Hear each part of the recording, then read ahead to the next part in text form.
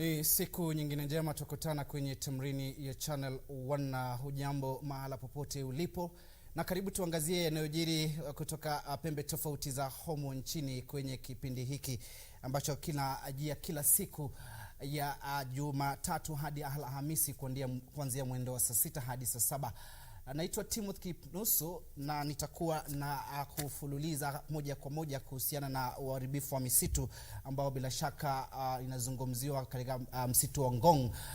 Bila shaka afisa mkuu wa misitu atakuwa anaelezea kuhusiana na uharibifu wa misitu. Kadhalika kwenye kitengo cha mahojiano tutakuwa nazungumzia kuhusiana na hali ya siasa hapa nchini. Una fursa ya kuzungumza nasi kupitia mitandao ya kijamii kwenye Facebook KBC Channel 1, kwenye Twitter KBC Channel 1. Lakini kwanza tupate shajara.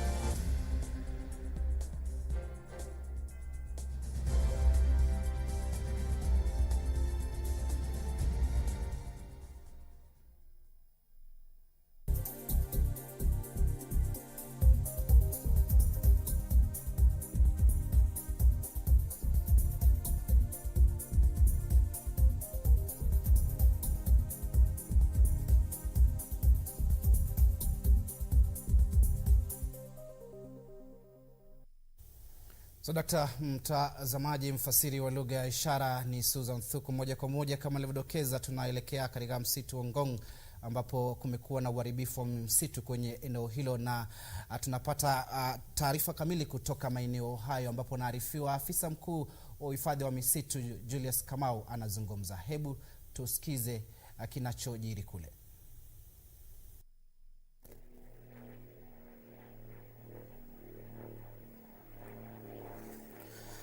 Thank you, Timothy Kipnusu. We are coming to you live from Ngong Road Forest, where there has been an alleged cutting of trees. And to help us understand this, we have the Kenya Forest Board Chairman, Mr. Kamau, who will mention a few things about the cutting allegation. Now, let us get from him. Yes, good afternoon. Like I said, my name is Peter Kenyo. I'm the chairman, Kenya Forest Service. I've come here with the chief conservator of forest, our HOC, our EC for this area. This is Ngong Road Forest, compartment 2A. This is an area that is adjacent to the Poster sports ground. We got information yesterday that some people had come in and had cut down trees in the area. This to us is a serious offense. This is a government compartment. This is taxpayers' money that we have used to plant trees. As Kenya Forest Service Board Chairman, we're trying to attain a 10% tree cover. But meanwhile, we find another government body, Ministry of Sports, involved in destruction of this magnitude. Mine, as chairman of Kenya Forest Service, is to say that this is very wrong. This is the wrong example that the Ministry of Sports is giving to Kenyans. They cannot, and no one can enter a forest compartment to cut trees without the express authority of the Kenya Forest Service. It is destruction that we cannot accept. The value of this small area, luckily we stopped them. 7 people were arrested yesterday. The value to us, the value to the government of Kenya or the treasury is 1.2 million. As Kenya Forest Service, I insist, or I wish to insist, that we are repaid for this destruction. These trees at maturity would have earned the government of Kenya 1.2 million shillings, and we expect to be reimbursed the same. If at all our people went into a stadia and destroyed chairs, we would be charged the same way. And in the same way, we are requesting, or we are insisting, that we are paid for this destruction. This is unacceptable, especially coming from a government body. All they needed to do was ask us. The boundaries are very clear. We have a survey department. Our boundaries are very clear. demarcated, they're aware. We have seen a map today by the Ministry of Sports on what they wanted to create here. And again, I'm saying they should have come to us to ask us before they entered. I am aware that 2 officials of Kenya Forest Service, that is the HOC and EC, visited the Ministry of Sports 2 weeks ago and said, we have seen a map and the map shows that you're extending into our forest area. We can't allow you to enter this area without permission from headquarters. But they still continued.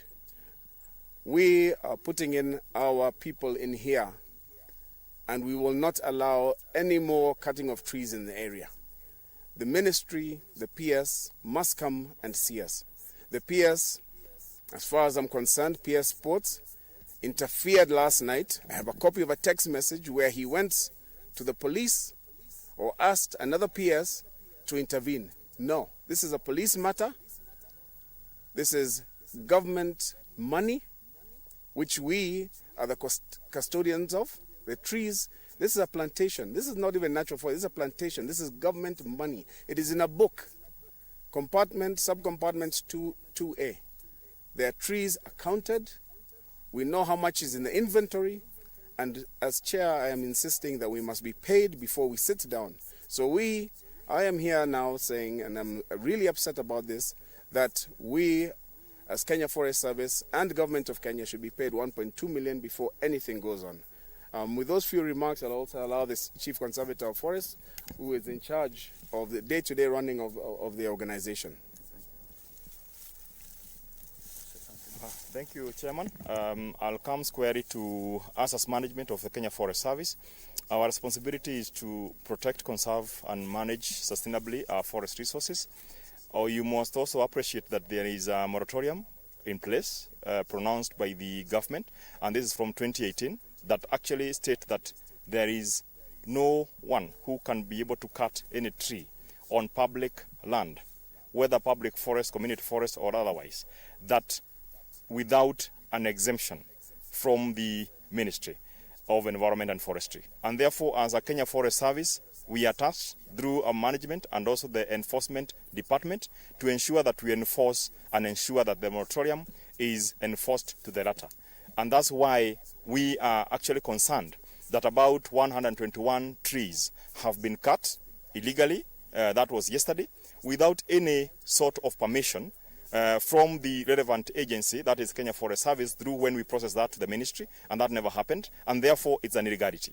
2, it is very clear that every public forest has boundaries. The boundaries must be able to be protected with integrity and ensure that they are all protected. And basically, what we are seeing here is that the boundary is clear, and we are happy to confirm those boundaries to the relevant agencies to make sure there is no infringement into this territory and ensure that this does not happen. Because there are also procedures and government ways of altering forest boundary, and this is not close to there, because there's nothing issues of altering the boundary of the Gong Road forest. In actual sense, we have been instructed to ensure that the boundaries of the Gong Road forest are protected and the integrities are reserved and all means and circumstances. And therefore we are dealing with 2 issues. 1, infringement on boundaries on public forest without the proper procedure, and also cutting trees on public land without exemption or moratorium by the CS Minister of Environment and Forestry, and which Kenya Forest Service as a lead agency, we are tasked to enforce to the letter. Thank you. Maybe one question to you, as the head of Kenya Forest Service Conservancy. We understand these trees were cut yesterday, last evening, and have you raised this issue with the other ministry, that is the Ministry of Sports? You know, we were dealing with a contractor. We were dealing with a contractor, basically, and therefore our enforcement officers, they execute issues of moratorium. And one thing is, if you cut a tree without exemption or moratorium, leave alone anyone else, even as Kenya Forest Service today, we cannot log in our own forests. We cannot, because the moratorium is on. And the moratorium is a government decision. And therefore, our enforcement officers, like any other place in the entire country, they are enforcing that moratorium wherever it happens. Whether it is public forest, all in a community forest, they are there to enforce that moratorium. And that's exactly what we did. And once you do that, you allow the rule of law to take its course. Basically, that's what we have been following up, to ensure that the rule of law is taken course. As you have heard, Timothy, We are here at the Ngong Road Forest, where I don't know if my cameraman can span around and see and show you how the trees were cut last night. They are alleging that they're saying the trees that were cut without the permission from the CS Minister of Forestry, and they say for logging to happen in a forest like this, there must be a moratorium exemption that allows logging. But they say this was done illegally, where there was no moratorium obtained from the relevant ministry. Back to you in studio, Timothy.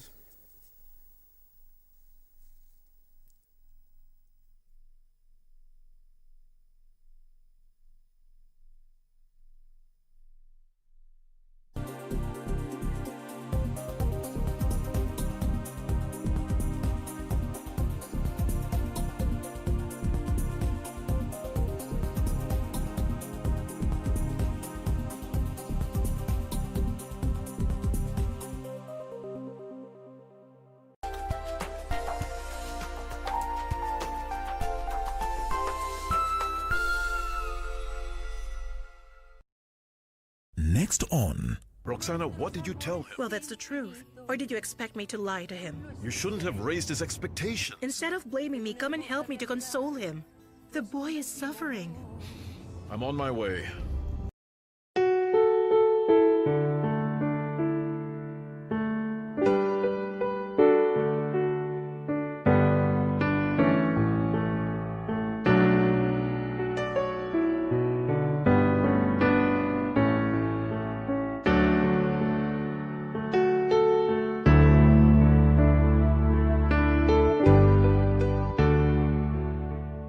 Tonight on KBC Channel 1.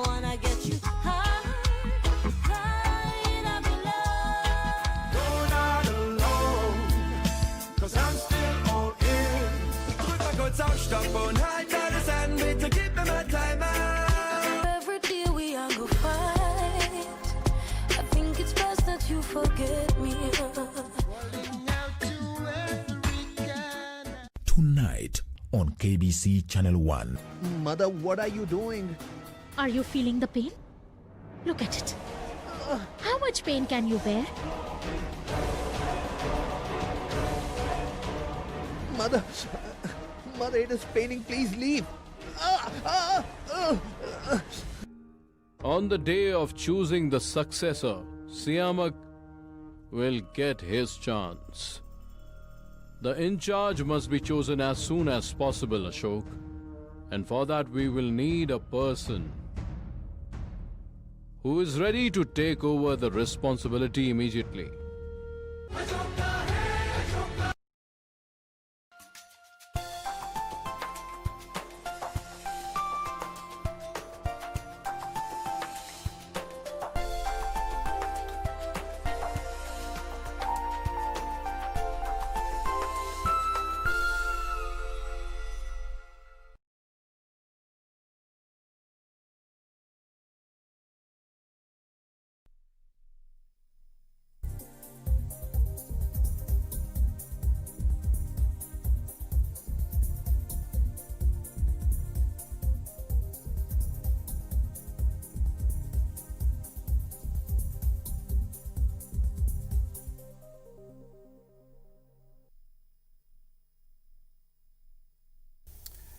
Karibu tena mtazamaji, bila shaka umekuwa ukipokea taarifa moja kwa moja kutoka msitu wa Ngong, na bila shaka amekuwa mwanahabari wetu Wycliffe Ogola akizungumza na afisa mkuu wa uhifadhi wa misitu KFS Julius Kamau kuhusiana na uharibifu wa mazingira. Kumbuka kwamba serikali inaendelea kuweka mikakati kabambe kuhakikisha kwamba utandu wa misitu hapa nchini 10% unaafikiwa. Bila shaka tutakuwa napata ufasaha wa taarifa hiyo kwenye taarifa zetu za saa 7, saa 1 na saa 3 leo usiku.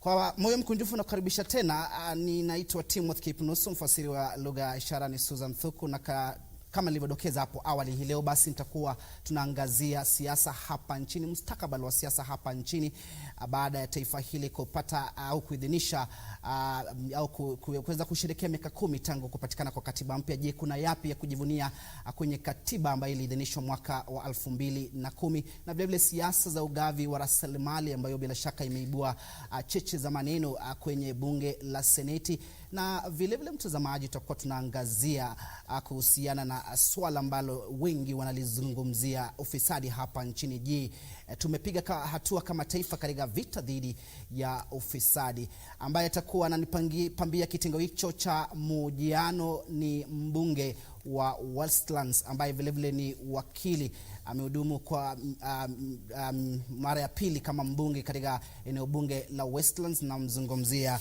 ni Tim Wanyonyi. Mtazamaji, una fursa ya kuzungumza nasi, uweze kutuma maswali yako kwa mbunge. Kama wewe unatoka katika maeneo ya Westlands, maswala yanaitikisa taifa hili, je, amewajibika kama mbunge wa Westlands kwa miaka ambayo amekuwa akihudumu, sasa imesalia miaka 2? Una fursa kutuma ujumbe wako kupitia kwenye mitandao ya Facebook, kwenye kurasa yetu wa Facebook KBC Channel 1, kwenye Twitter @KBC Channel 1. Nikinafasika nitakuwa napitia ujumbe wako. Karibu sana Mheshimiwa Tim Wanyonyi kwenye kitengo hiki cha mahojiano. Asante sana. Asante. Tunazungumzia kuhusiana na katiba gumzo ambayo imekuwa ikiteka anga. Alhamisi iliyopita tuliweza kuona wanasiasa wakiendeleza mchakato wa kuzungumzia swala hili. Wewe kama mbunge, kuna yapi kujivunia kwenye katiba hii ya taifa hili? Katiba mpya tuliyopata mwaka wa 2010 nafikiri imeleta mabadiliko makubwa sana katika nchi yetu. Kitu ya kwanza, ile serikali ya ukadusi ambayo ilikuja na hii katiba, na hiyo ndio kitu ambao Wakenya walikuwa wanataka, kwa sababu kuna sehemu nyingi katika nchi yetu ambazo hawakuwa wamewahi serikali kuwafikia ama maendeleo kufika katika eneo lao. Lakini kwa hivi sasa, ingawa bado kuna shida kidogo, lakini hiyo ni hatua kubwa, kwa sababu sasa county governments, wale watu wanakaa katika vitongoji hata kidogo sana, wanafili ile mambo ya serikali ya ukadusi. Na tena mambo mengi iko ambayo imeangaza ni ile mfumo mpya wa serikali pia. Ingawa tuko na tashwishi, ndio watu wanataka kuangalia miaka 10 imefika hii serikali mfumo mpya ambayo tunaangazia katika ile serikali inaitwa presidential system, na tulikuwa katika ile serikali nyingine ilikuwa ya parliamentary system. Kwa hivyo tukiangalia hizo serikali mbili, sasa watu wameanza kuelewa ni serikali gani ambayo inatufaa zaidi kuliko hiyo nyingine, kwa sababu hii ya presidential system ni Amerika, na ile ya parliamentary ambayo tulikuwa nayo ile wakati mwingine, hiyo ni yale ya British system, na zingine Commonwealth countries, most Commonwealth countries wanaendelea na hiyo. Na nafikiria hivyo ndio sasa Wakenya wanatakana waangazie hiyo katiba, hii serikali inatufaa ama haitufai. Kwa hivyo kwa mtazamo wako unahisi kwamba ni wakati wa kufanyia marekebisho vipengee kadhaa ili tuwe katika kiwango cha mataifa ambayo yamestawi ulimwenguni? Nafikiria tukiangalia, mimi kwa maoni yangu, hii serikali ya pure presidential system, umeona katika uchaguzi mbili ambao tumeandaa, imetuletea matatizo kubwa sana.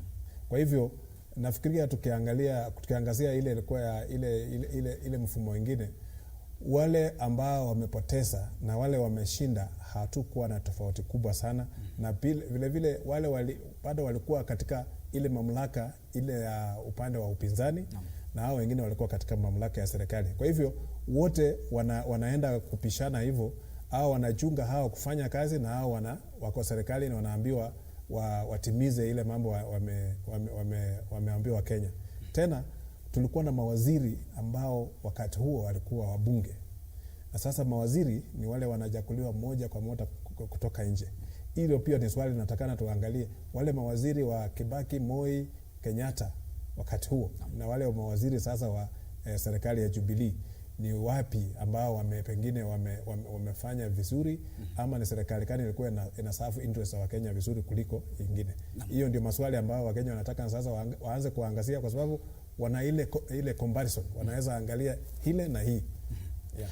Na tukiwa kwenye swala hilo bado la kufanyia katiba marekebisho na mabadiliko ambayo yanahitajika, tunafahamu fika vile vile kumekuwa na hiyo gumzo ambayo vile vile imeteka anga kutoka kwa jopo la maridhiano. Kuna baadhi ya masuala ambayo yaweze kuangaziwa. Wewe ni mbunge na uko kwenye bunge la kitaifa, na tumeona kwamba kumekuwa na vuta ni kuvute baina ya bunge la kitaifa na bunge la seneti, kila bunge likijaribu kuvuta ngozi upande wake kuonyesha kwamba ndio wana mamlaka zaidi. Na pengine unaona suluhu ni nini kuhusiana na ubabe ambao umekuwa ukishuhudiwa, kuhusiana na ni nani mkubwa, nani ana sauti zaidi katika mabunge haya mawili? Nafikiria kuna watu wale wanaleta siasa ile ambayo haina mzingi. Kwa sababu ukiangalia katika katiba, Senate wamepewa mamlaka fulani, na mamlaka yao ni kuangazia mambo ya ukatuzi. Waangalie serikali za ukatuzi naendelea namna gani, kukawa rasilimali na vitu kama hizo. Serikali na ile bunge ya kitaifa, National Assembly, hiyo ndio inaangazia mambo yote ya kitaifa, iwe nini, kila kitu inatakana kuanzia katika National Assembly. Lakini Senate wenyewe, ukiangalia wale senators ambao wako katika ile bunge ya Senate saa hii, wakati huo walikuwa katika hii upande mwingine wa bunge. Na wao wenyewe ndio walitaka Senate ikuwe na mamlaka kidogo kuliko National Assembly. Na Senate wangekuwa wanaangazia ile majukumu ambayo wamepewa na katiba, hatungekuwa hata na mfurutano yoyote, kwa sababu unapata wanachukua ile jukumu ambayo la National Assembly wanachiwekea. Kwa mfano mswada kama wa fedha, unatakana origin yake lazima ikuwe kwa National Assembly, hawezi anzia kwa Senate. Itaanzia National Assembly, na kama inahusiana moja kwa moja na counties, itaenda kwa Senate hiyo waangazie upande wa masuala ambayo inaangazia mambo ya counties. Alafu ndio wajadiliane, na kama wanaona kuna kipengele wanataka kufanyia marekebisho, wanafanya, alafu wanarudisha National Assembly, tunaangalia, tunapitisha. Na kuna miswada zingine zinaanzia National Assembly na hakuna hata mahali inatakana kwenda kwa Senate. Tukishapitisha inaenda kwa rais moja kwa moja aweke sahihi. Naam. Yeah. Kwa hivyo kwa mtazamo wako unaona kwamba hata miswada kama hili ambalo limeibua vuta ni kuvute la ugavi wa rasilimali ambayo bila shaka imezungumziwa imejadili kwa zaidi ya mara 8 sasa, unaona kwamba kama ingeanzia kwenye bunge la kitaifa, swala hili lingekuwa suluhu lingekuwa limepatikana kuhusiana na ugavi huu wa rasilimali? Unajua kawaida tukiwa na kama mswada imeanzia National Assembly, ikaenda Senate, pengine wakafanyia marekebisho, wakarudisha National Assembly, ikirudi kwetu kama pengine ishindikane kupitishwa, kuna ile jopo ambalo huwa linaundwa, linaenda kukaa, wanatoa wabunge fulani kutoka National Assembly na kutoka Senate, wanaenda wanakaa, alafu wanajaribu kupata solution kwa hiyo swala. Wakishindikana kabisa, sasa ile mswada ikirudi National Assembly, ikipitishwa, itakuwa hivyo, itakuwa sheria, itarudi Senate tena. Kwa hivyo unaona mamlaka ile ya kupitisha sheria sana iko katika National Assembly.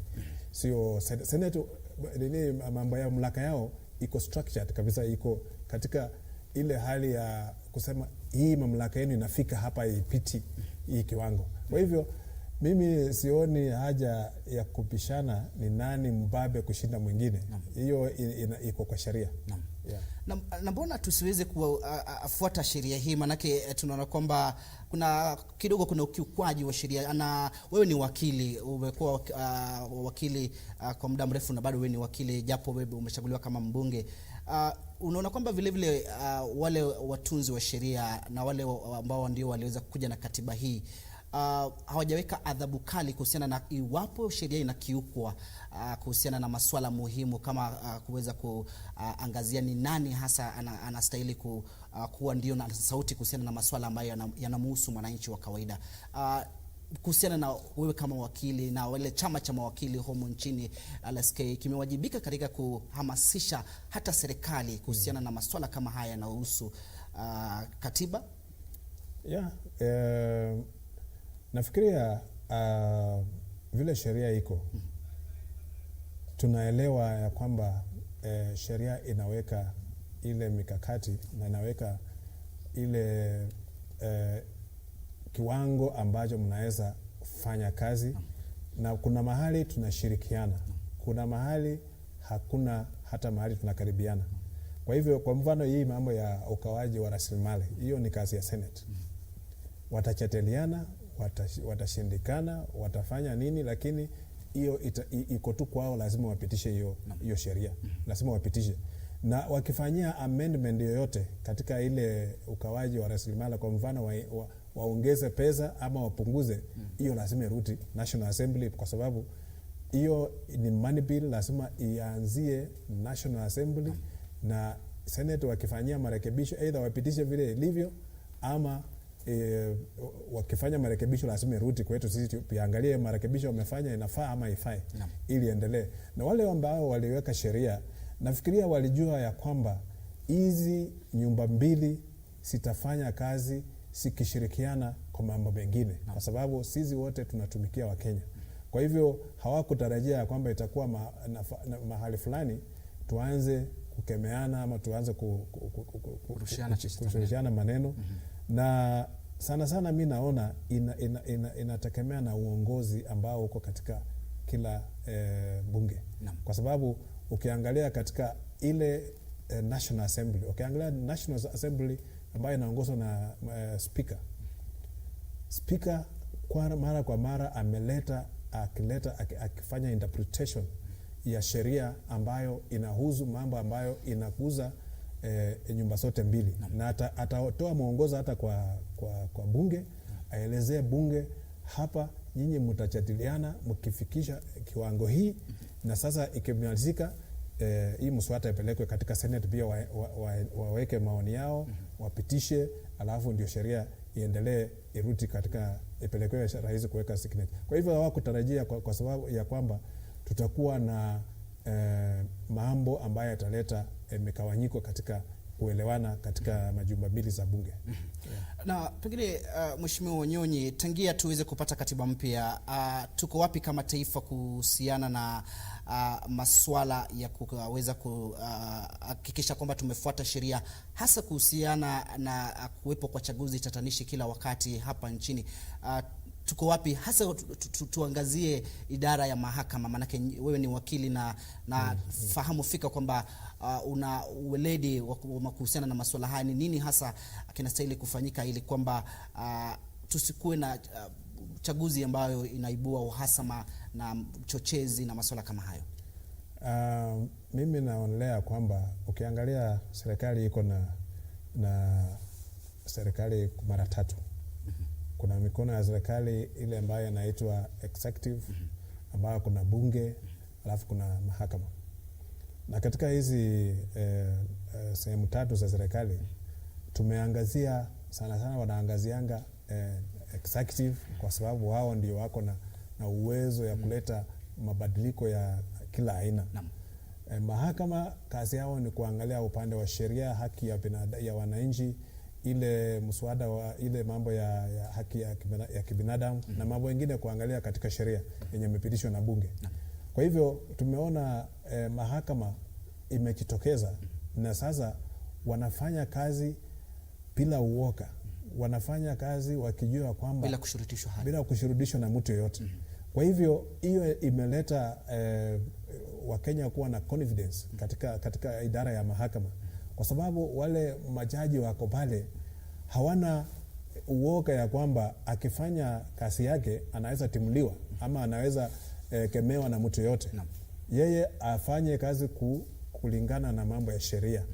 Lakini pia kitu ambayo inaleta weakness katika hiyo mambo ya mahakama ni ile vile majudges wanakuwa appointed, wanajakuliwa kwenda kuhutumu huko. Na unaona rais ndio ako na mamlaka ya kuappoint majudges. Na tumefika mahali unaona kuna mfurutano ambao umeleta hata mahakama saa hii wanaanza kuona ya kwamba ni kama kuna serikali upande wa executive wanaanza kufanya mahakama itofike kidogo, kwa sababu wamekataa kuappoint charges ambao walikuwa wamepitishwa na ile jopo ya kuangalia appointment ya charges. Kwa hivyo mpaka saa hii hiyo mfurutano iko. Alafu kitu ya pili, kuna pesa ambayo sinawekewa katika ile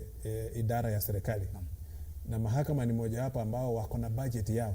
Hiyo budget inakuja inafika mahali imepunguzwa, na punguzwa kuonyesha ya kwamba ni kama wanataka kupunguza mamlaka yao ama kuwakemea kwa njia fulani. Kwa hivyo hiyo imeleta wasiwasi katika idara ya mahakama, na pia kuanza kuangazia mahakama bado inataka kusurudishwa ama bado inataka kuongozwa kutoka nje badala ya kuongozwa na majudges wenyewe, kwa sababu kuna Chief Justice ambayo ndio anasimamia idara ya mahakama. Kuna viwango za mahakama kuanzia ile kiwango ya chini kabisa mpaka Supreme Court. Kwa hivyo hao wote wanatakana waongozwe na vile sheria ambayo imewekwa, ambayo inaangazia mambo ya mahakama na vile katiba vile inasema. Yeah. Suluhu ni nini, Mheshimiwa Wanyonyi, kuhusiana na mvutano huu ambao unashuhudiwa? Manake hii ni idara ambayo ni huru na inastahili kutekeleza wajibu wake bila kushurutishwa, bila maegemeo yoyote. Pengine kwenda mbele, suluhu itakuwa nini? Na unavyozungumzia swala hili vile vile unafahamu fika kwamba idara ya mahakama vile vile ina wajibu muhimu zaidi katika vita dhidi ya ufisadi. Yeah. Shida ni kwamba kuna mambo ambayo nafikiri tunatakana tufanyie marekebisho ili mahakama ipewe mamlaka ya kufanya kazi yao bila kuangalia kando ama kutafuta usaidizi kutoka mahali pengine. Usaidizi wa mambo kama fedha, hiyo ni kawaida inatolewa katika National Assembly, katika Treasury, na imepitishwa na National Assembly, na tupunguze mamlaka jinsi majudges wanatakana kuwa appointed, kwa sababu tukiseme kama JSC imepitisha ya kwamba majudges fulani wamepitia vetting, wamefanya nini, wameangalia na wamepita hiyo stage zote, sasa ile stage imepaki ni kwenda kwa rais alafu afanye appointment. Kazi ya rais natakana kuwa tu ni sasa yeye ameletewa hiyo list, approve hiyo list, hawa jamaa wakuwa appointed. Lakini tukiwa na ile mfurutano ya kwamba rais anaweza kataa ku appoint, inamaanisha ya kwamba sasa mahakama haiko huru zaidi. Hiyo kazi, mambo ya kufanya kazi yake nakaa bato inashikiliwa na mkono fulani ambaye inajaribu kuwaonya ya kwamba mkienda hivi tutakata hii mifereji ya kuleta maji kwenu, mkifanya hivi tutafanya hivi. Kwa hivyo hiyo inaweza kufanya wanaokopa kufanya vitu fulani, na hawatakane kufanya hivyo. Wanatakana wawe huru, kila kitu wakiitisha ipeanwe kwao bila kuleta mambo mengine katikati. Na bila shaka ni hatari sana kwa taifa kama hili la kidemokrasia. Ni hatari kubwa sana. Na pengine Mheshimiwa, tukiwa tu pale, manake tunazungumzia vile vile idara ya mahakama na wajibu wake muhimu katika vita dhidi ya ufisadi. Tangia tuweze kuidhinisha katiba mpya miaka 10 sasa, tukisherekea kuwa na katiba mpya, tumepiga hatua katika vita dhidi ya ufisadi na kubuniwa kwa au kufanyiwa mabadiliko katika idara ambayo imetwika jukumu la kupambana na ufisadi, kama vile DPP, ile mkurugenzi mkuu wa mashtaka ya umma, na ile idara ya upelelezi wa jinai DCI, na vile vile tume ya maadili na kupambana na ufisadi EACC. Tuko wapi kama taifa kuhusiana na vita dhidi ya ufisadi? Nafikiria kuna hatua zimefanywa. Sasa tumeona watu wanashikwa, hata mawaziri wameshikwa, kuna magavana wameshikwa, kuna nani wameshikwa, lakini bado hatujavua dafu. Bado kuna mambo ni mrefu bado ambayo inatukanganya. Mimi naona rais anajaribu kidogo. Ameweka mikakati na akatoa onyo, akaambia mawaziri na kila mtu, ukipatikana kwa ufisadi upepe msalaba yako. Lakini mimi nataka kusema, nataka tuweke mfano ambao utafanya kila mtu anaanza kufikiria mambo ya kuingia ufisadi, afikirie mara mbili. Na kitu ya kwanza, kama wewe ni waziri na uko na katika ile wizara na ufisadi imetendeka kwa wizara yako, kitu ambayo tumeona matarajio ya wananchi na ya kila mtu, hakuna mtu anasema waziri wewe unahusika moja kwa moja ama wewe uko na hatia ya hii, ama wanasema jambo la muhimu wewe kufanya kuonyesha mfano bora. Toka wafanye uchunguzi, wamalize, na wewe urudi katika kazi yako. Hakuna mtu atasema wewe waziri ulihusika. Kama ulihusika utachukuliwa hatua. Unavyosema mtu kujiuzulu, kuna wengine wanasema kwamba afadhali afe lakini hawezi kujiuzulu. Kuna baadhi ya ambao wanaonekana wakikiri hewani sasa hiyo ndio ya hadhara. Hiyo sasa ndiyo inaleta tashwishi katika mambo ya kupikana na ufisadi. Kwa sababu inamaanisha kuna wale watu wateule ambao wanajikinga, wanasema mimi ni mkubwa zaidi, mimi siwezi ondolewa. Toa fulani, huyu ndio mwizi, mimi sijahusika. Lakini wewe ndio overall leader, wewe ndio unatakana kudiscipline hao watu. Kwa hivyo kama imefanyika katika ile wizara yako, ni vizuri wewe useme imehusika, mimi sihusiki, lakini najua ilikuwa katika chini ya mamlaka yangu. Kwa hivyo mimi kama mkuu wa hii idara, wacha nijiondoe, wafanye uchaguzi ile uchunguzi, wakimaliza na kama niko na makosa nitakubali wanichukulie hatua. Na kama hakuna makosa pia mnikubalie jina yangu isafishwe, nirudi kasini. Hiyo ndio mambo mimi naona. Lakini tukiendelea kusema ufisadi imefanyika lakini waziri anakaa kitete anasema mimi sihusiki, chukulia wale watu wadogo, hiyo haitotusaidia. Nimeona katika kuna mfano waziri rais alikuwa wa Tanzania anaitwa Hassan Mwinyi. Hassan Mwinyi alikuwa waziri katika serikali ya Mwalimu Nyerere. Kuna kitu ilifanyika katika ile wizara yake na ikaonekana ya kwamba kuna mambo imefanyika na inakumkuza. Na yeye akasema kwa sababu mimi ni waziri, wacha nijiondoe, alafu wafanye uchunguzi, wakimaliza waonyeshe makosa ilikuwa wapi. Kama nilihusika nitaajibika, kama si kuhusika basi nirudishiwe kazi yangu. Akajiondoa, wakafanya hiyo uchunguzi, wakamaliza, hakuwa na tashwishi yote, akarudi kazini na mwisho akakuja akakuwa rais wa Tanzania. Hatukuwahi kusikia kama amehusika katika mambo yoyote ya ufisadi. Na ukiwa kiongozi, kwa mfano kama rais, hatakani kuwa na any favoritism ya aina yoyote. Yoyote ameguswa na ufisadi lazima achiondoe kwa hiari yake, na akikataa aondolewe, kwa sababu mimi sione njia nyingine ya kupikana na ufisadi. Tukiwa kwenye swala hili la ufisadi na vile vile tunavyozungumzia kuhusiana na miaka 10 baada ya taifa hili kuwa na katiba mpya, kuna kile kipengee cha maadili na uongozi. Na kipengee hiki kimekuwa wakati huu ni kama kiko tu akitumiki, hasa wakati ambapo mtu yeyote anatafuta kuwania kiti chochote kile, kwamba unampata mtu amekuwa na rekodi, amehusika na masuala ya ufisadi, lakini bado tunamuona mtu kama huyo ndiye amepewa tiketi ya kuwania kiti fulani. Pengine suluhu ni nini kuhusiana na swala hili, na vile vile mtazamo wako kuhusiana na kipengee hiki cha maadili na uongozi kwenye katiba, kipengee cha 6? Hicho kipengee unaona hata sisi kama tunaenda uchaguzi, lazima tupitie watu uende uangaziwe, umehusika katika uhalifu wowote, umehusika katika mambo yote ambayo umevunja sheria. Kama umehusika na hayo mambo, IEBC haitakukilia uende uchakuliwe. Kwa hivyo inatakana kila mtu yeyote ambaye anapewa mamlaka yote lazima afanyiwe uchunguzi wa kina, wajue ya kwamba yeye hajahusika katika, hana dosari yoyote katika rekodi zake. Na kama alikuwa na dosari pengine akapelekwa mahakama na mahakama ikamkilia, hiyo ni rekodi anatakana aonyeshe ya kwamba walinichukulia hatua lakini sikuwa na hatia, nikafika mahakama nikapatikana hakuna ushahidi wakaniachilia. Kwa hivyo mimi kwa hiyo rekodi niliondolewa tashishi yote.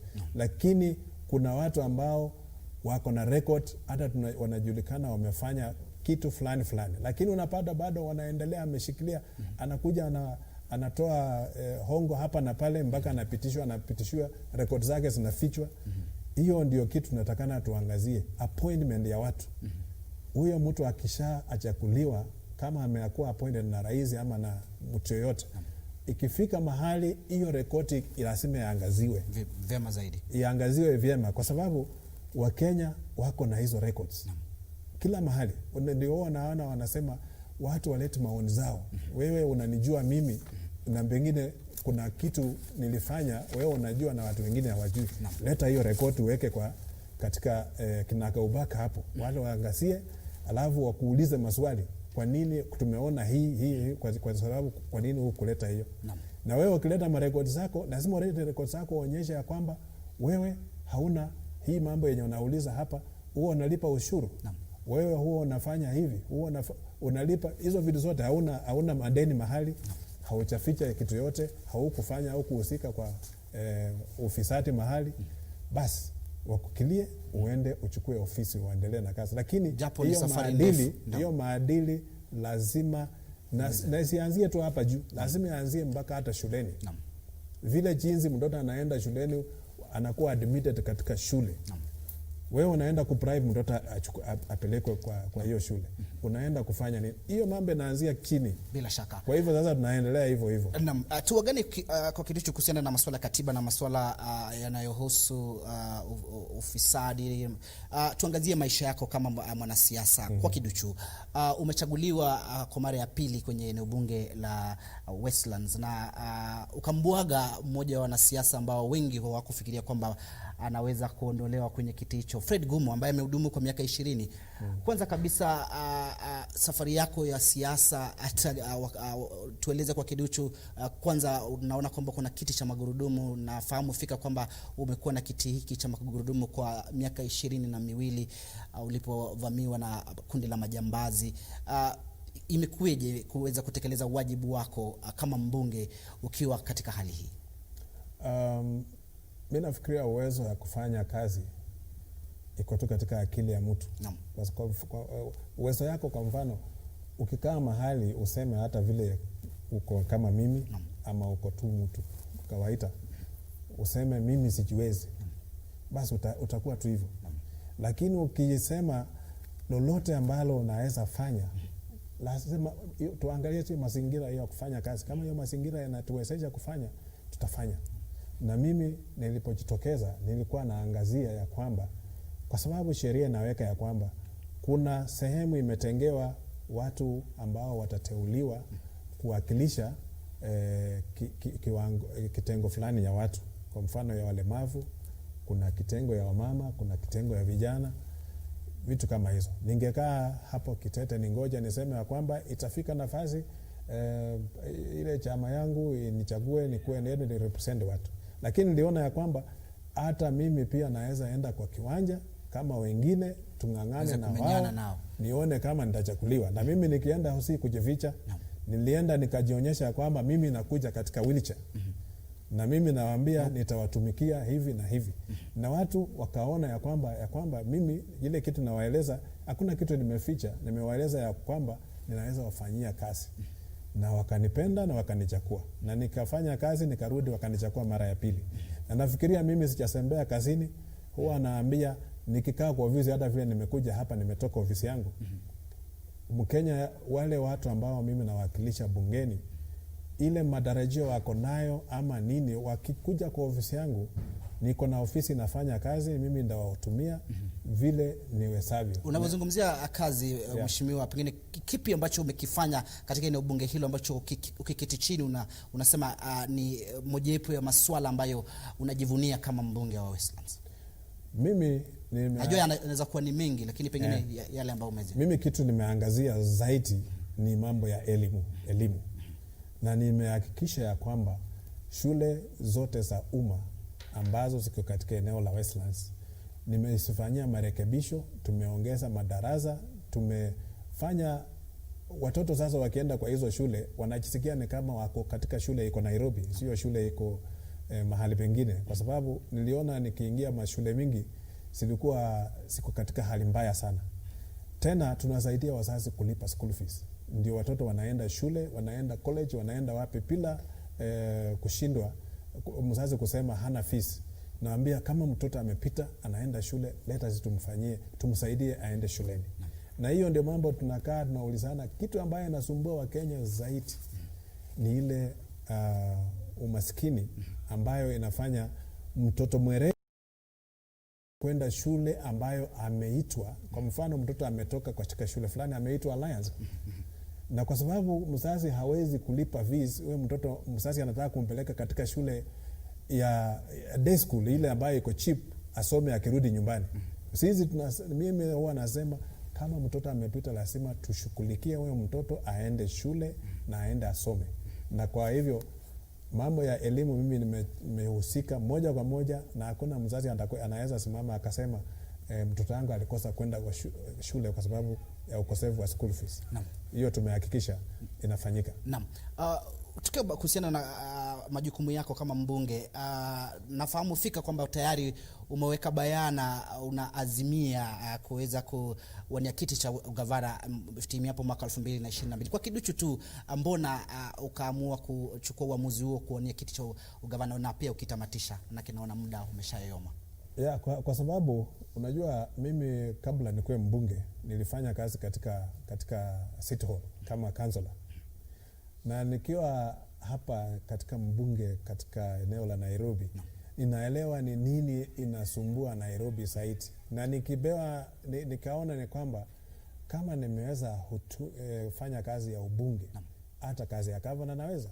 Kwa sababu nikipewa hiyo kazi na wananchi wa Nairobi, mimi naweza wafanyia hiyo kazi. Na ndio nikasema kwamba nitakaa na watu wangu wa Westlands tusemezane, kama wakati imefika naweza enda ning'ang'anie kiti ya governor ama niendelee kuwatumia kama mbunge. Na hivyo mimi bado na hutumu kama mbunge wa Westlands. Na wakati ikifika kama pati yangu itasema niende hiyo kiti, nitachukulia hiyo. Asante sana mheshimiwa kwa kujinafasa. Kila laheri katika ile harakati ya kutafuta kuwatumikia wananchi kupitia nyadhifa tofauti. Mtazamaji, tungependa kuendelea lakini muda ndio umetupa kisogo. Nimekuwa nikizungumza na mbunge wa Westlands Tim Wanyonyi. Naitwa Timothy Kipnusu, mfasiri wa lugha ya ishara amekuwa ni Susan Thuku. Panapo majaliwa yake Mwenyezi Mungu tukutane tena hapo kesho. Kwaheri. Asante sana.